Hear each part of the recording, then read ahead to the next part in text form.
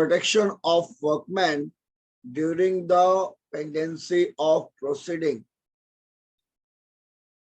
under Industrial Dispute Act.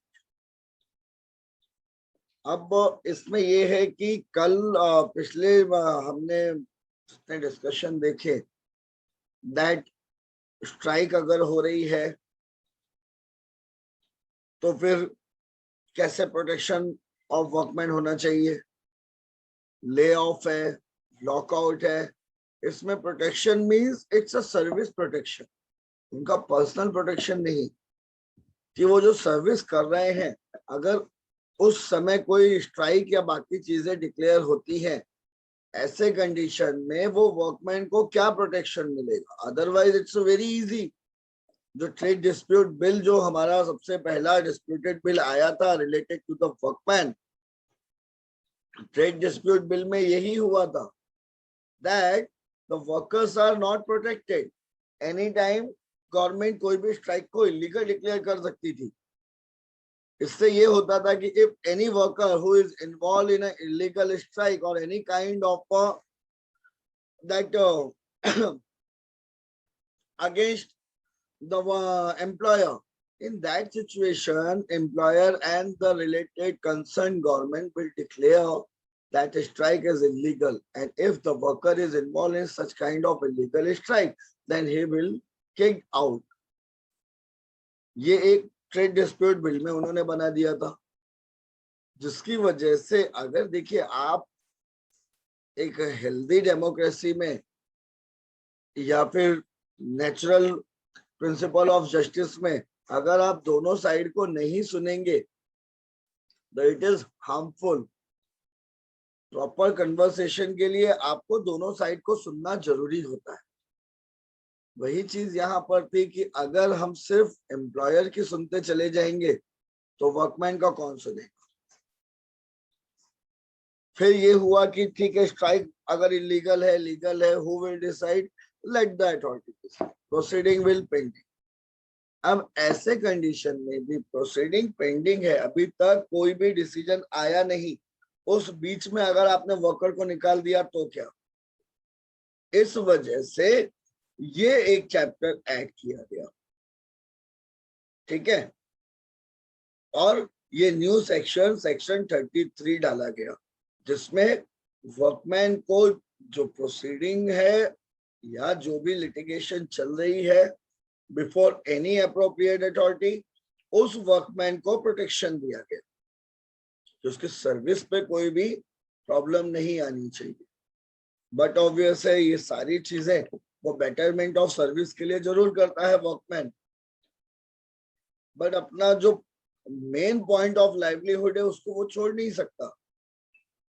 Okay, तो service condition to remain unchanged, section 33.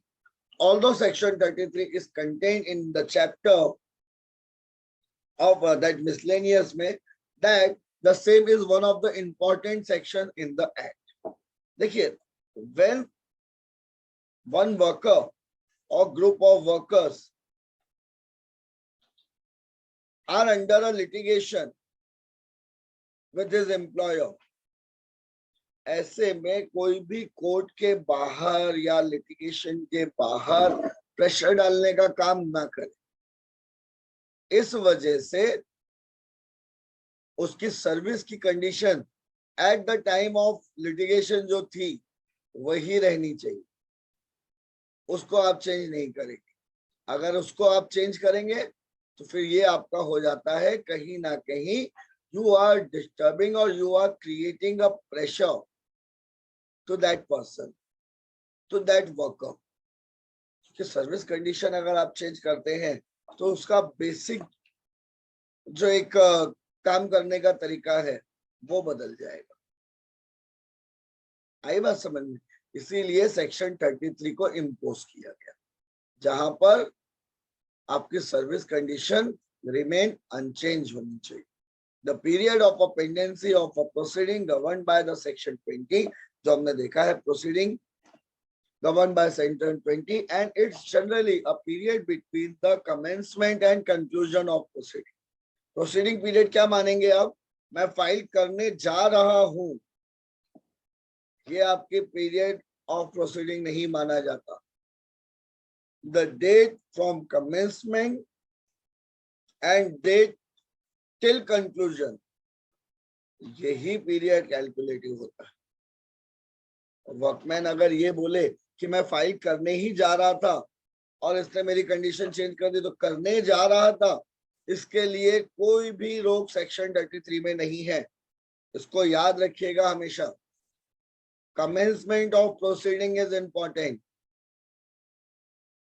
Without any commencement of proceeding, the protection under section 33 is not granted. Okay.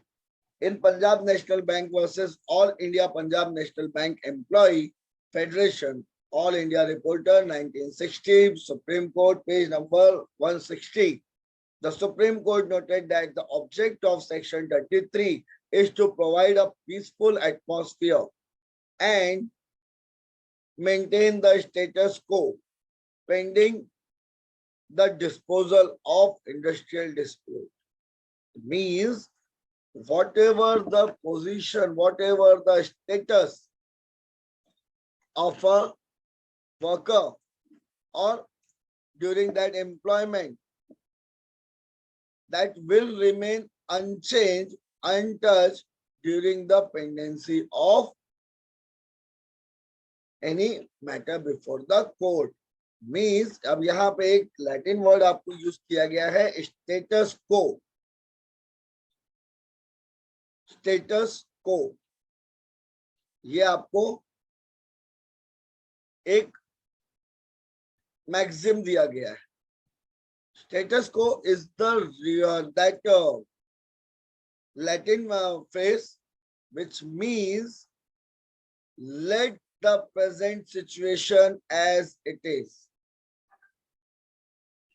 Let the present situation as it is. It is known as status quo. Let the present situation as it is. This is known as status quo. Got my point?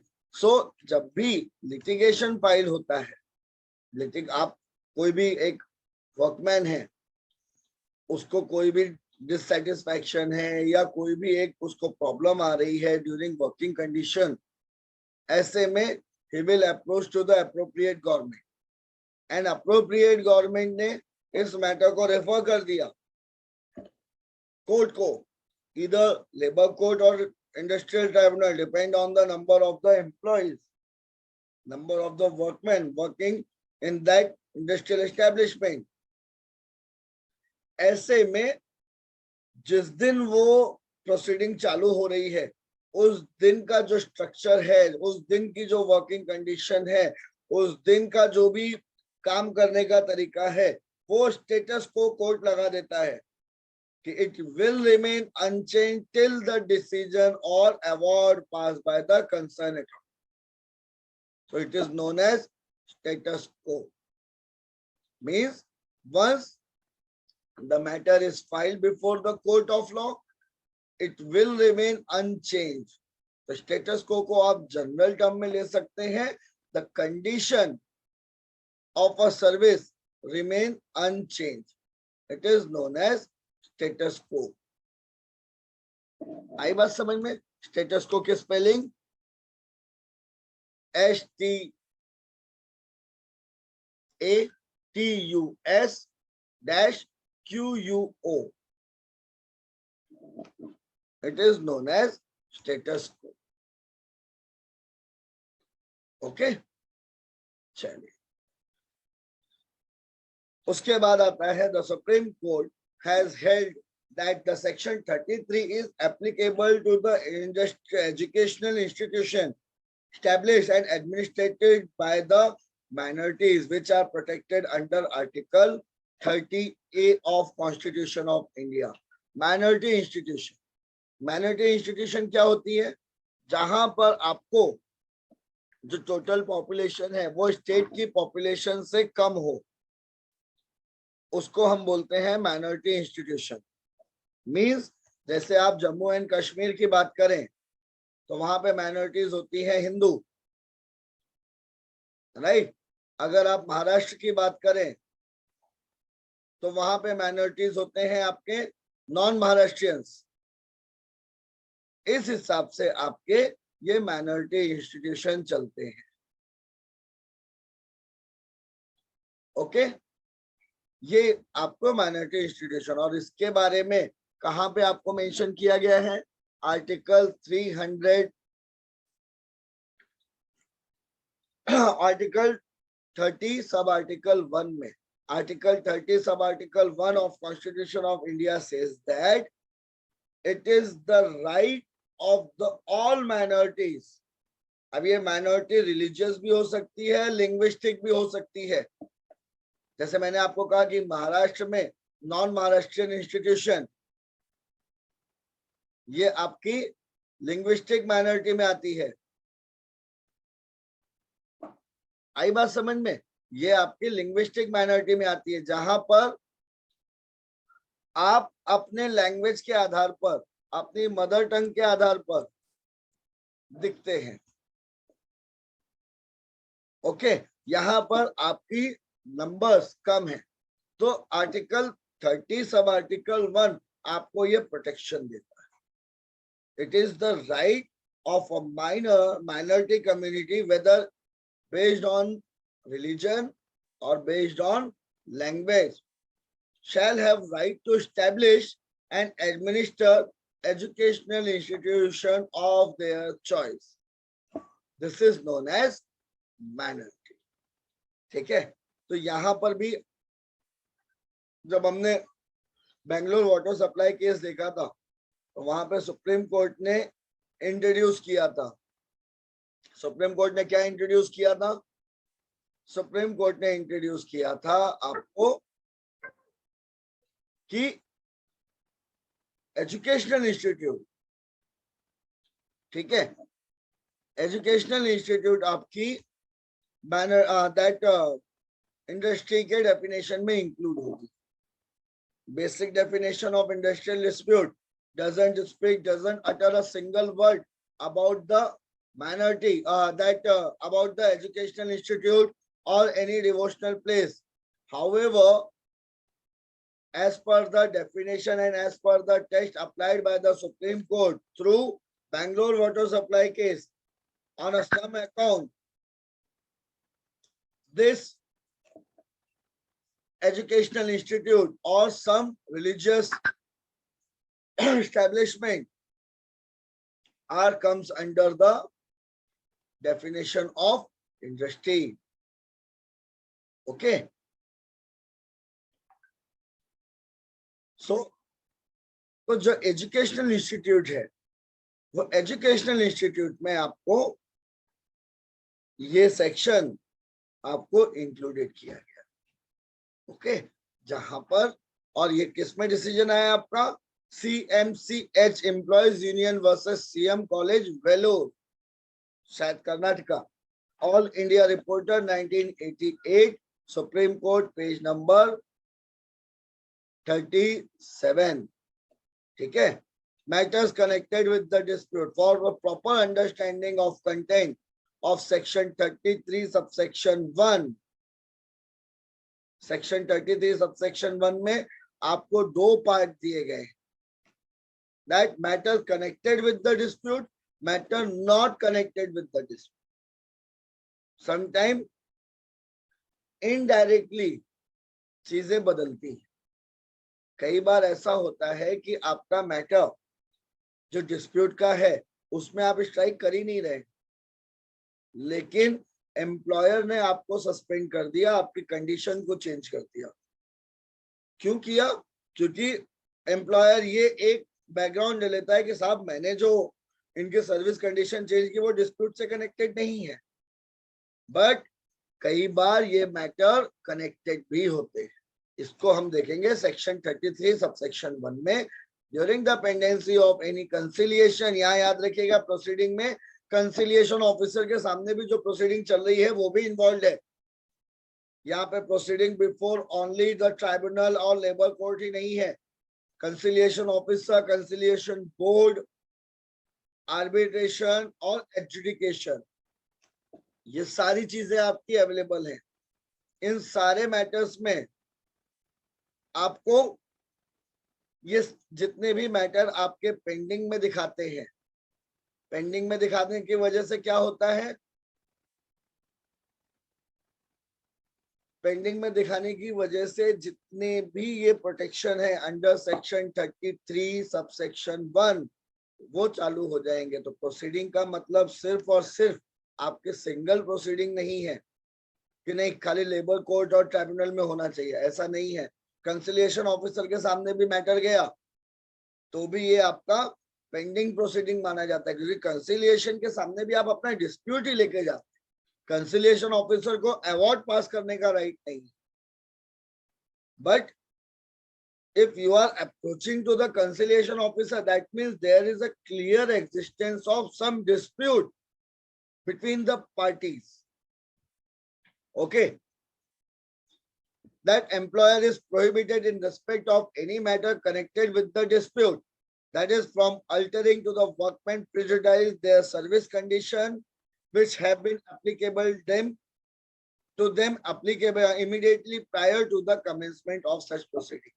जैसे एक employer कुछ गलती पे गलती करते जा रहा है, कंटिन्यू उनके सर्विस कंडीशन छोड़े हुए हैं, कंटिन्यू उनके साथ में कुछ इल प्रैक्टिसेस चल रही हैं वर्कमैन के साथ, और जैसे ही प्रोसीडिंग फाइल की वर्कमैन ने, एम्प्लॉयर ने वो कंडीशन बदल दी, तो ये एक तरीके की चीटिंग हो जाएगी, आप चेंज नहीं कर सकते। या फिर और किसी काम डिस्प्यूट के लिए, ठीक है, आप कोर्ट के सामने पहुंच गए, आई बात समझ में, कोर्ट के सामने पहुंचने के बाद अब एम्प्लॉयर ने आपको तंग करने के लिए आपके वर्किंग कंडीशन को बदल दिया, वर्किंग आवर बढ़ा दिए, या आपका जो काम करने का स्किल था वो स्किल से हटा के आपको दूसरे मैटर में डाल दिया, तो ऐसे में भी ये एक कलरेबल एक्सरसाइज होती है।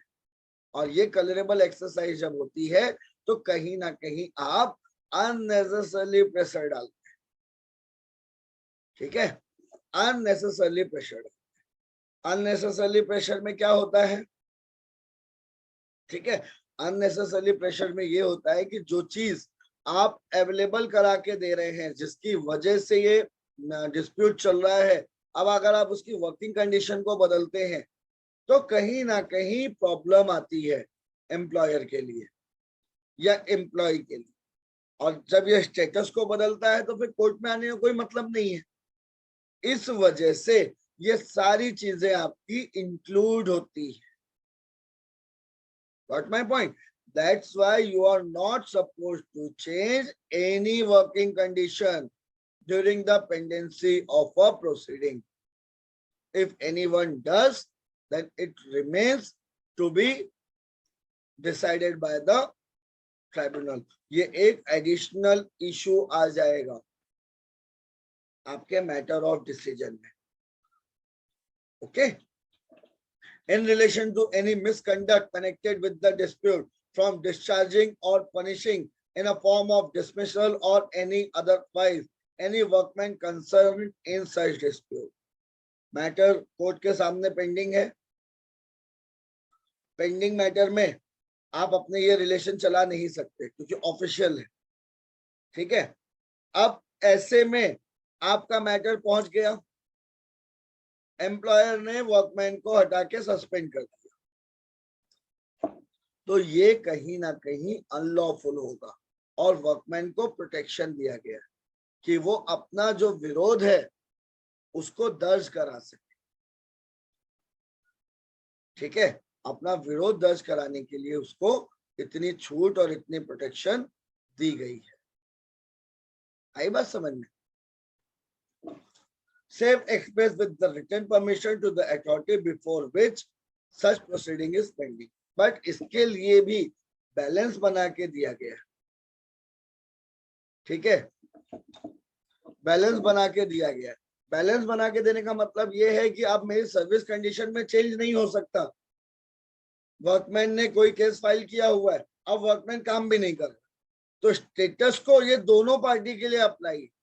वर्कमैन जो काम कर रहा है उसको वही काम करते रहना पड़ेगा और एम्प्लॉयर को उसकी किसी भी सर्विस कंडीशन को चेंज नहीं करना पड़ेगा। ये दोनों के लिए एप्लीकेबल है, वन साइडेड नहीं चलेगा। तो ये स्टेटस को जो लगाया जाता है through court, it is applicable to all of the party to the dispute. अगर नहीं होता है देन आपके लिए ये प्रॉब्लम आ सकती है और उसके लिए जो कंसर्न अथॉरिटी है वो स्ट्रिक्ट एक्शन आपके ऊपर ले सकता है।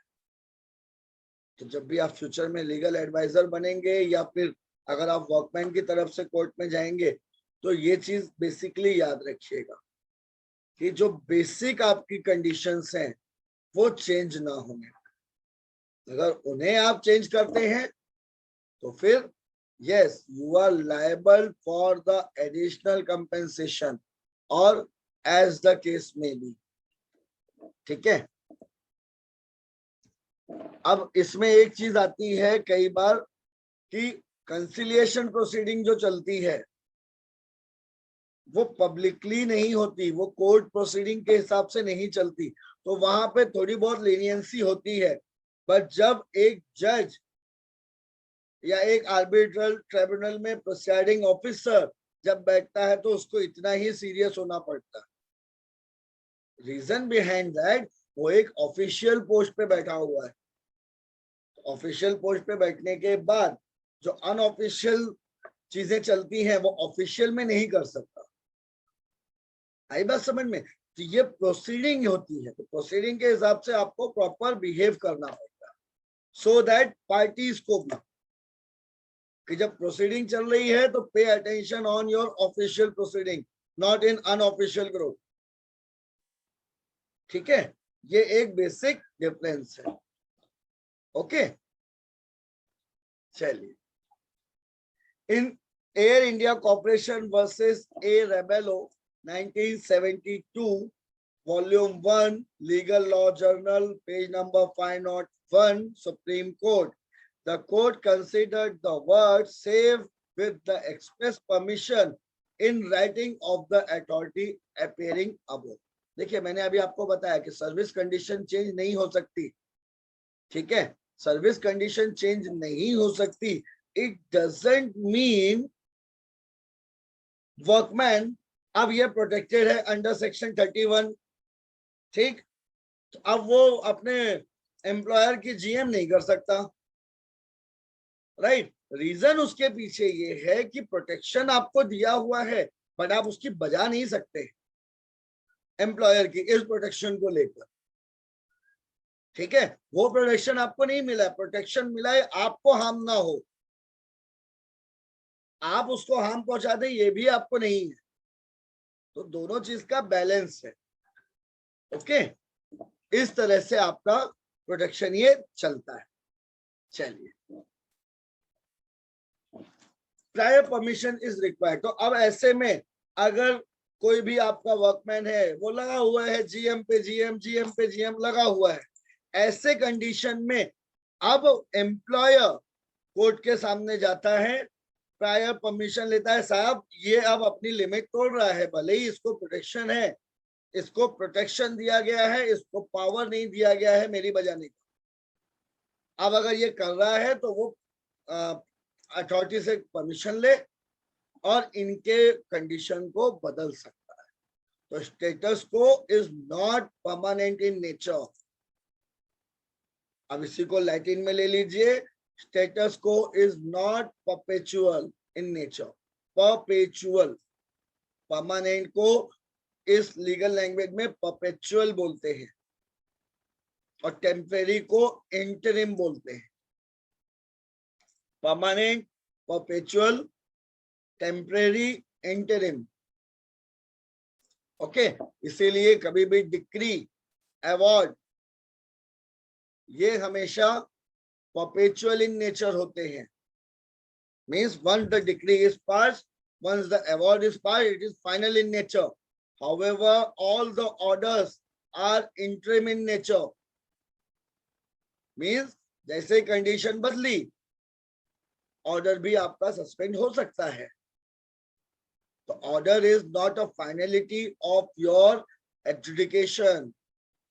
Order is decision on some of the interim application moved before the authority.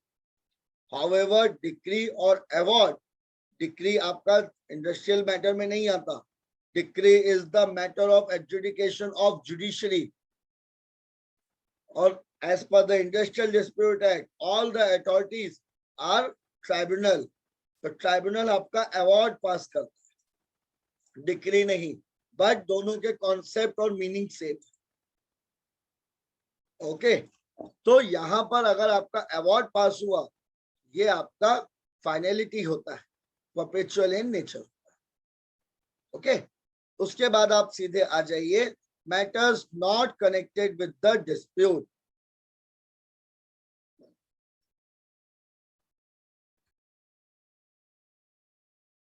Section 33 subsection 2 provides that during the pendency of any such proceeding in an industrial dispute, the employer may, in accordance with the relevant standing order applicable to the concerned workman.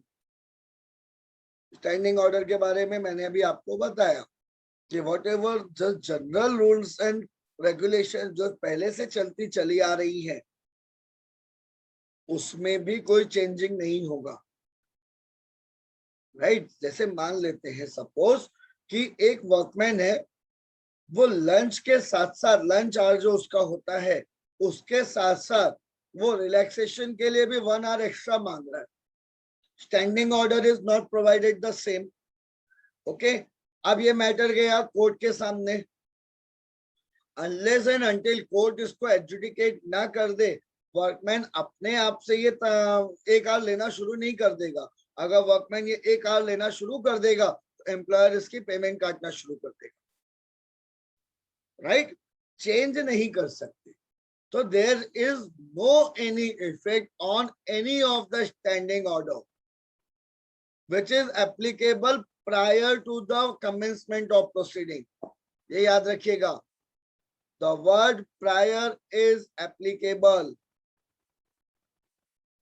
ठीक है, the priority is applicable. अगर priority के हिसाब से आपका matter रहेगा, then and only then आपका ये कोई भी इफेक्ट नहीं होगा. Though such dispute is related to the proceeding और नॉट. आई बात समझ में?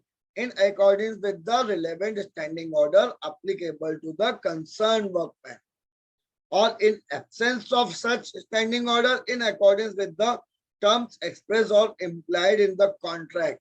कई बार स्टैंडिंग ऑर्डर नहीं इश्यू होता, लेकिन जब आप कहीं पे भी ज्वाइन करते हैं तो आपको ज्वाइनिंग लेटर के साथ आपको टर्म्स एंड कंडीशन मिलती है, डूज एंड डोंट्स मिलते हैं. भले आप एम्प्लॉय हो या फिर आप वर्कमैन हो, डूज एंड डोंट्स की लिस्ट आपको मिलती ही मिलती है, जहां पर आपको पूरी वर्किंग कंडीशन दी जाती है. तो उसमें किसी भी तरह का मैनिपुलेशन अलाउड नहीं होता.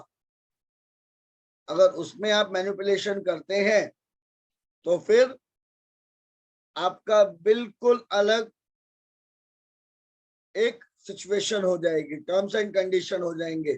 फर्स्ट डे जो आपको मिलता है वही आपको रिमेन कंटिन्यू रहता है. अब द डे ऑफ ज्वाइनिंग जो टर्म्स एंड कंडीशन, जो रूल्स एंड रेगुलेशन है, जो स्टैंडिंग ऑर्डर बन गए हैं, अब आप बोलो आप मजा नहीं दे रहे हो, तो ऐसा नहीं चलेगा. वो जो फर्स्ट डे का जो आपका terms and condition standing order decide हुआ है उसको आप चेंज नहीं कर सकते. अब आप बोले मजा नहीं आ रही है, तो भैया आपके मजा देने के लिए तो एम्प्लॉयर नहीं बैठा है. ओके तो ये आपका बेसिक डिफरेंस हो जाता है. ठीक है, आपको मजा लेना हो तो और भी तरीके, आप एम्प्लॉयर के घर चले जाइए, मजे लेके चले आइए.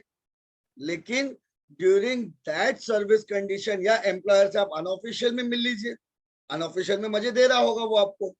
लेकिन during the course of business you can't expect from your employer और from that concern authority okay, उसको अपने स्टैंडिंग ऑर्डर के अकॉर्डिंग ही चलना पड़ता है, आपको मजे नहीं दे सकता वो।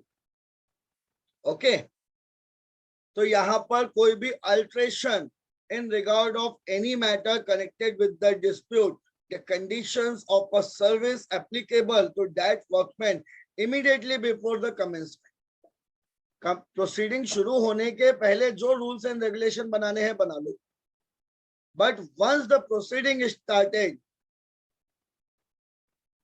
इसको आप बदल नहीं सकते। अगर इसको आप बदलते हैं देन ये आपके लिए प्रॉब्लम क्रिएट करेगा। Got my point? तो this is your basic difference.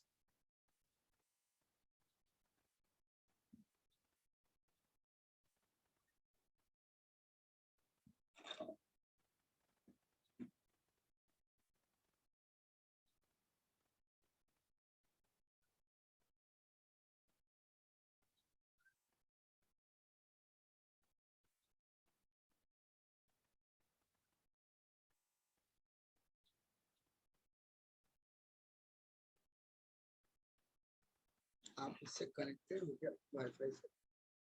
हाँ, तभी नेटवर्क खींच रहा है, हैंग हो गया।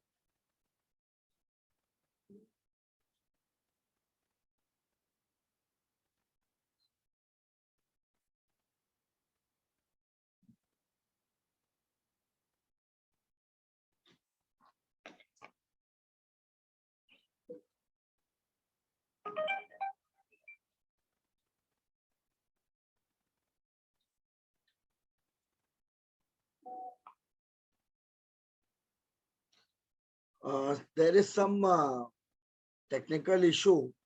We have to wait for 5 minutes.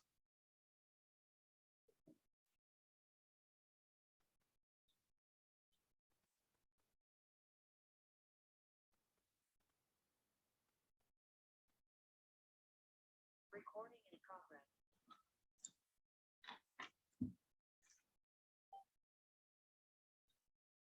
चलिए तब तक इसी से शुरू कर लेते हैं।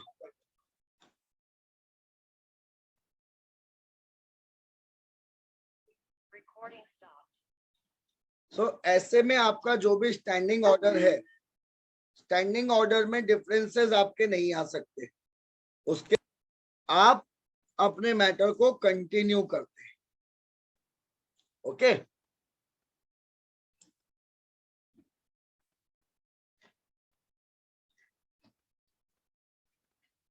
जो भी आपकी प्रोसीडिंग चल रही है उस प्रोसीडिंग को आप बेसिक डिफरेंस पे आप कंटिन्यू करते हैं। ये है आपका basic standing order of proceeding, आप चला सकते हैं, इसमें कोई भी चेंजेस एप्लीकेबल नहीं होता। अगर कोई भी चेंजेस आते हैं तो वो आपको वो चेंजेस के लिए परमिशन लेनी पड़ेगी। Prior permission is necessary for any changes of condition. कोई अल्ट्रेशन करना है, मान लेते हैं कोई मिसकंडक्ट हो रहा है, ठीक है, अब ये मिसकंडक्ट को कैसे आप संभालेंगे? इस मिसकंडक्ट को संभालने के लिए आपको वो प्रोसीडिंग कवर करनी पड़ेगी। ओके, एक काम करते हैं, आप 2 मिनट के लिए जरा हम रोक लेते हैं, एक बार ये नॉर्मल में कर लो, फिर हम तो सर्विस कंडीशन जो भी आपकी चेंज होती है, सर्विस कंडीशन अगर आपका स्टैंडिंग ऑर्डर चल रहा है तो स्टैंडिंग ऑर्डर में भी कोई चेंजेस नहीं होना चाहिए, ये दोनों के लिए इक्वल माना जाता है। ऐसा नहीं है कि सिर्फ वन पार्टी के लिए सेम है, अदर पार्टी के लिए अलग माना जाए। In case of discharge, dismissal of a workman in regard of any matter to any misconduct not connected with the dispute, it is essential that the workman be paid wage for 1 month. The employer makes an application to the authority before which the proceeding is pending for the approval of action taken. तो employer को आप action लेने से नहीं रोक सकते, याद रखिएगा, आप एम्प्लॉयर को एक्शन लेने से नहीं रोक पाते हैं।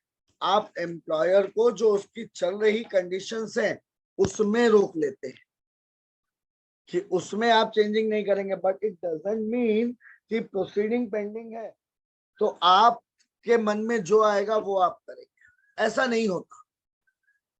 ओके, तो यहाँ पर एम्प्लॉयर को सिर्फ कंसर्न अथॉरिटी को एक एप्लीकेशन देनी है कि अगर ये प्रोसीडिंग पेंडिंग है तो workers are behaving like this, misconduct चल रहा है, उस मिसकंडक्ट के लिए भी आपको उस अप्रोप्रिएट अथॉरिटी को इन्फॉर्म करना है और अप्रोप्रिएट अथॉरिटी आपके एक्शन को ग्रांट कर देगा। ओके, अप्रोप्रिएट गवर्नमेंट आपके उसको एक्शन को ग्रांट कर देगा। ठीक है, इस तरह से आपकी चीजें चलती हैं वहां पर।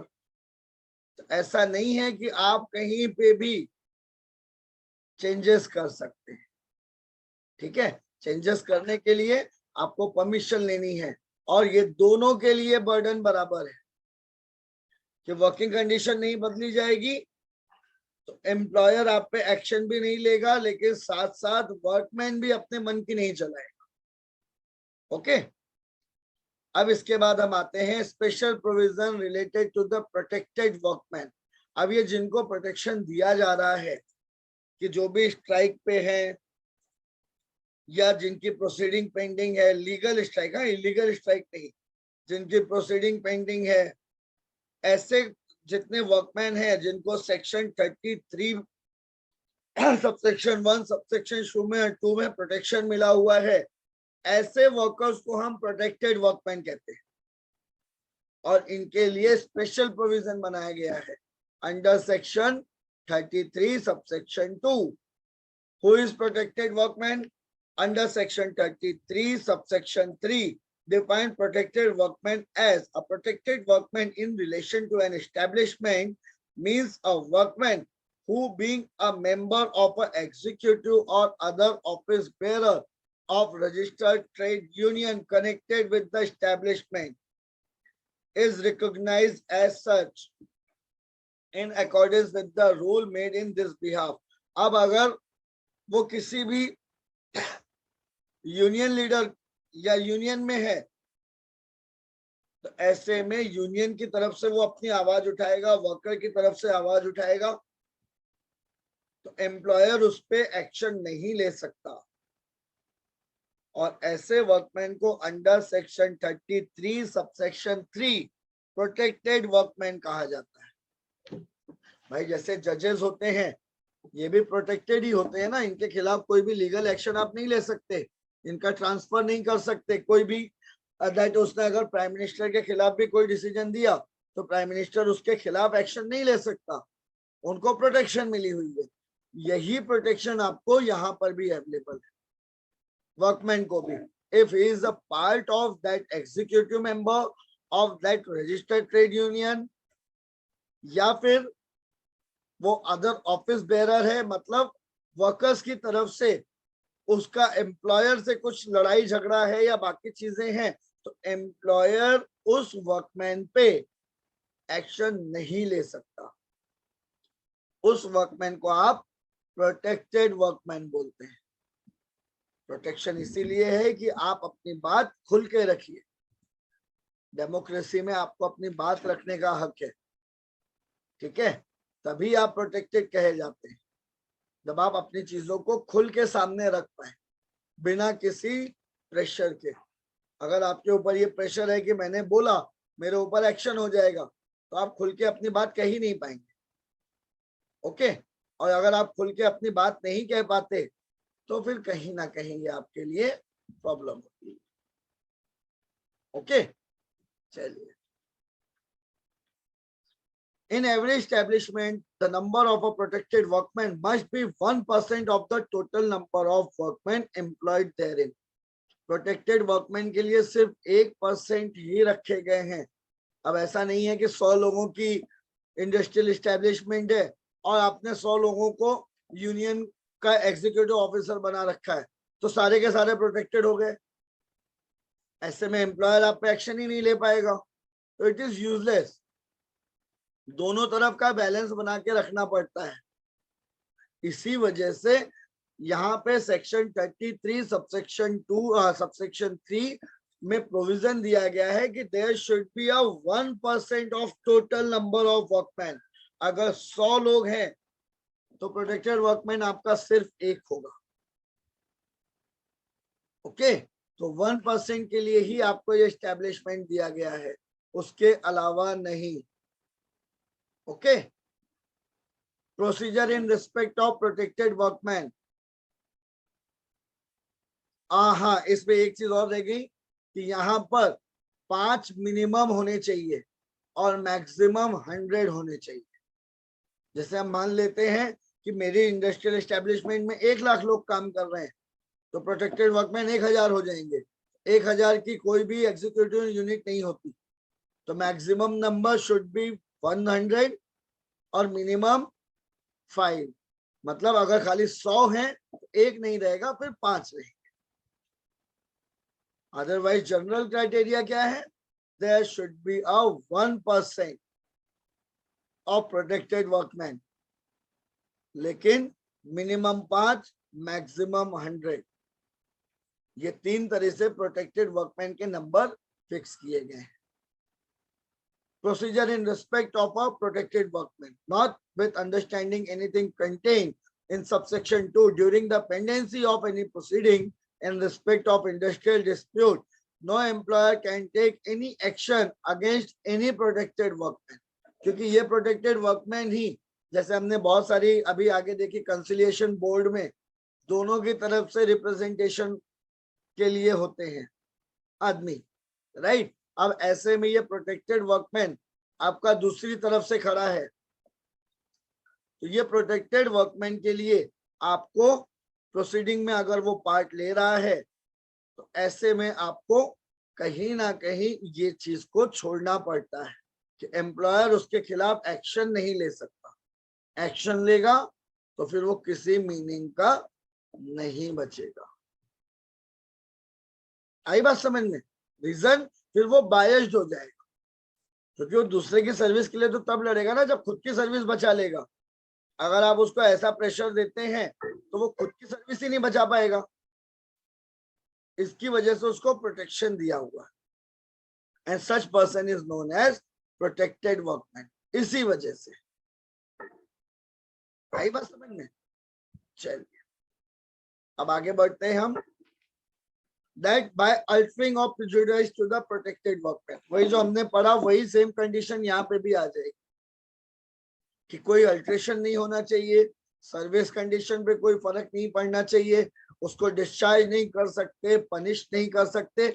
मींस किसी भी तरीके का एक्शन अगर आपको लेना है इन प्रोटेक्टेड वर्कमैन के खिलाफ भी, then you have to take some permission from the appropriate authority। अगर आपने अथॉरिटी से परमिशन नहीं ली तो आपका कोई भी एक्शन नल एंड वॉइड माना जाएगा।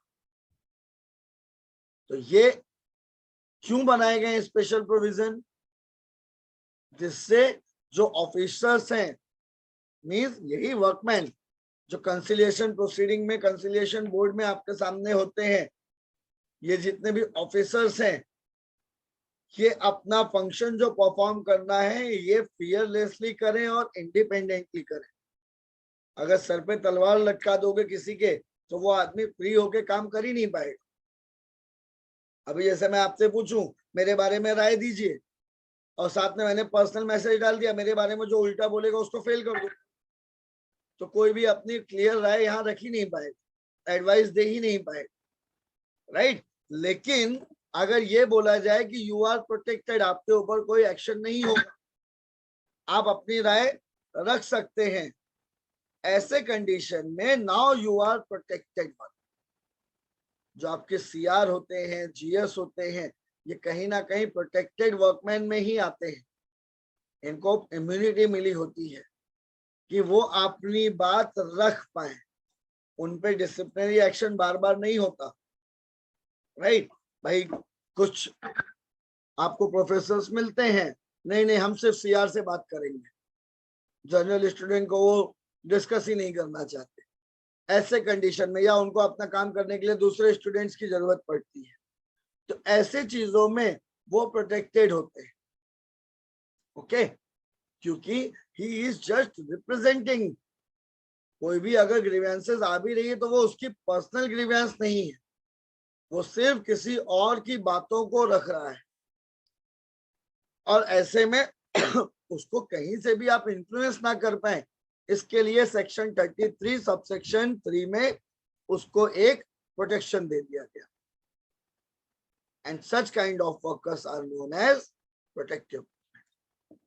Adjudication as to whether service condition were changed during the pendency of proceeding। मान लेते हैं इतने सारे रूल्स एंड रेगुलेशन बताने के बाद भी सेक्शन 33 सबसेक्शन 1 सबसेक्शन 2 सबसेक्शन 3 ये सारा देने के बावजूद अगर किसी ने कुछ गड़बड़ की, ओके, अब यहाँ पे कुछ गड़बड़ होती है तो क्या उसको एडजुडिकेट क्या होगा, कौन करेगा, डिसीजन कौन देगा कि ये जो चेंज ऑफ कंडीशन हुई है ये क्यों हुई? According to section 33 subsection A, where an employer contravenes the provision of section 33, तो ऐसे में आपकी जितनी भी प्रोसीडिंग पेंडिंग है, इस प्रोसीडिंग पेंडिंग के समय अगर कोई भी चेंजेस हुआ, स्टेटस को तोड़ा, या जो भी कंडीशन सेक्शन 33 सबसेक्शन 1 2 3 में दी हुई है, अगर इसको वॉयलेट किया, तो ऐसे में ये प्रोसीडिंग जहां पे भी पेंडिंग है, कंसिलिएशन बोर्ड के सामने, ऑफिसर के सामने, आर्बिट्रेटर के सामने, लेबर कोर्ट, ट्राइब्यूनल और नेशनल ट्राइब्यूनल, जो भी एग्रीव्ड है, जिसको भी ग्रीवियंस है कि ये कंडीशन चेंज हुई है, ऐसे में ये बंदा उसी अथॉरिटी के सामने एप्लीकेशन देगा। ओके, उसी कंडीशन में करेगा। तो आपको मुंह बंद रखने के लिए नहीं बोला जा रहा है। सर्विस कंडीशन चेंज होना या कंसिलिएशन प्रोसीडिंग अगर ऑफिशियल वे में चलती है तो इट डजंट मीन कि आपको मुंह बंद रखना है, नेवर। आप बोलते रहिए, ठीक है, आपकी लिबर्टी कोई नहीं रोक रहा, कंसर्न अथॉरिटी इज अवेलेबल, ठीक है। तो ऐसे में आप अपनी एप्लीकेशन जैसे अभी आपने राइटिंग में दी, आप राइटिंग में दे सकते हैं विद प्रिस्क्राइब मैनर। आई बात समझ में? That to such conciliation officer और board, to such arbitrator, tribunal और नेशनल ट्राइब्यूनल, जो भी आपके अथॉरिटी है, उनको आप राइटिंग में अपनी ग्रीवियंस को दर्ज करा सकते हैं, ठीक है। लेकिन प्रोटेक्टेड वर्कमैन के लिए ऐसा नहीं है कि आप प्रोसीडिंग में मस्ती करेंगे, उस समय आपको म्यूट ही रहना पड़ेगा। प्रोसीडिंग में आप मस्ती नहीं कर सकते। अब आप ये नहीं बोल सकते कि सर अभी एक तरफ आप बोल रहे हैं कि छूट मिली हुई है, राइट, प्रोटेक्टेड वर्कमैन में आपको प्रोटेक्शन मिला हुआ है कि आप कुछ भी बोल सकते हैं, बट इट डजंट मीन कि चलती हुई प्रोसीडिंग में आप मस्ती करेंगे। प्रोटेक्टेड वर्कमैन को राइट है सिर्फ जो लीगल मैटर्स हैं, जो मैटर चल रहा है उस पे क्वेश्चन करें, बाकी जो भी आपको बातचीत करनी है अनऑफिशियल इज अवेलेबल, वहां पे कोई भी रूल्स एंड रेगुलेशन और स्टैंडिंग ऑर्डर नहीं है। बट माय पॉइंट, चलिए, तो ऐसे लालच अगर आप दिखाएंगे खुल के तो फिर आदमी का ध्यान लगाना थोड़ा मुश्किल हो जाता है, इसीलिए उसको प्रोटेक्शन दिया गया कि वर्कमैन अगर रिप्रेजेंट कर रहा है किसी भी यूनिट को, ओके, तो वो यूनिट को रिप्रेजेंट करते समय उसको प्रोटेक्शन मिलना जरूरी है। बिना प्रोटेक्शन अगर आप कुछ काम करेंगे तो नुकसान हो जाता है, और ओवर प्रोटेक्शन करेंगे, घर लेके चले गए तो भी प्रॉब्लम है। तो भूलना नहीं है, आप भूल जाते हैं ये आपकी प्रॉब्लम है। ओके, चलिए, penalty for contravention of section 33 सब 31 सबसेक्शन 1, ठीक है। Any employer who contravenes the provision of section 33 is punishable with the imprisonment which may extend to 6 months, fine up to 1,000 or both. ठीक है, दोनों के लिए एक ही चीज है, एम्प्लॉयर ने अगर कोई भी कॉन्ट्रावेंशन किया, सर्विस कंडीशन को चेंज कर दिया, तो उसको 6 महीने की सजा, 1,000 रुपए का फाइन या दोनों हो सकती है। ठीक है, इसीलिए आपको बोला कि ये चीज आपको भूलनी नहीं है। ओके, अदरवाइज बहुत बड़ा तमाशा और बहुत बड़ी पेनल्टी आपको है। 6 महीना is not very much easy.